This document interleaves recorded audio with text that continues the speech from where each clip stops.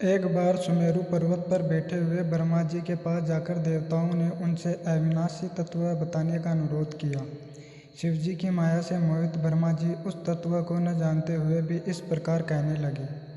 मैं ही इस संसार को उत्पन्न करने वाला स्वयंभू अजन्मा एकमात्र ईश्वर अनादि भक्ति ब्रह्म घोर निरंजन आत्मा हूँ।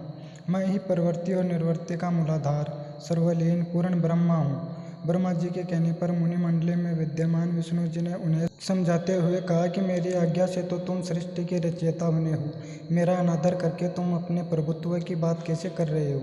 इस प्रकार ब्रह्मा और विष्णु अपना अपना प्रभुत्व स्थापित करने लगे और अपने पक्ष के समर्थन में शास्त्र वाक्य एक दूसरे को बताने लगे। अतः वेदों से पूछने का निर्णय हुआ तो स्वरूप धारण करके आए। चारों वेदों ने कहा कि जिसके भीतर समस्त काल निहित है तथा जिससे सब कुछ समाया हुआ है, जिसको परम तत्व कहा जाता है, वह तो एक रुद्र ही है। इस पर ब्रह्मा और विष्णु ने कहा कि हे वेदों, यह तो तुम्हारा अज्ञान है। भला पार्वती से प्रेम करने वाला नंगा धूल से नहाए हुए शिव को कैसे परम तत्व कह सकते हैं। उस समय उन दोनों के मध्य आदि अंत रहित एक ऐसी विशाल ज्योति प्रकट हुई कि उससे ब्रह्मा का पांचवा सिर जलने लगा। इतने में त्रिशूलधारी शिव वहां प्रकट हुए तो अज्ञानतावश ब्रह्मा उन्हें अपना पुत्र समझकर अपनी शरण में आने को कहने लगे। ब्रह्मा की संपूर्ण बातें सुनकर शिवजी अत्यंत क्रुद्ध हुए और उन्होंने तत्काल भैरव को प्रकट कर उससे ब्रह्मा पर शासन करने का आदेश दिया।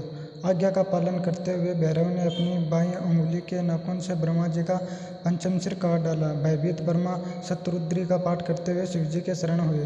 ब्रह्मा और विष्णु दोनों को सत्य का आभास हो गया और वे दोनों शिवजी की महिमा का ज्ञान करने लगे। यह देखकर शिवजी शांत हुए और उन दोनों को अभयदान दिया। इसके बाद शंकर भगवान काल भैरव से कहते हैं कि तुमने ब्रह्मा के पांचवें सिर की हत्या की है, इसलिए तुम्हें ब्रह्म हत्या लगी है। तुम्हें ब्रह्म हत्या के दोष से मुक्ति पानी होगी। ब्रह्मा के पांचवें सिर के कटे उस खोपड़ी को माला की तरह पहन लो और जगत भर में भ्रमण करो और भिक्षा मांग कर अपना जीवन निर्वाह करो। अंत में जब तुम काशी आओगे तो तुम्हारा पाप समाप्त हो जाएगा और तुम दोष मुक्त हो जाओगे। तब तुम काशी में ही स्थापित हो जाना।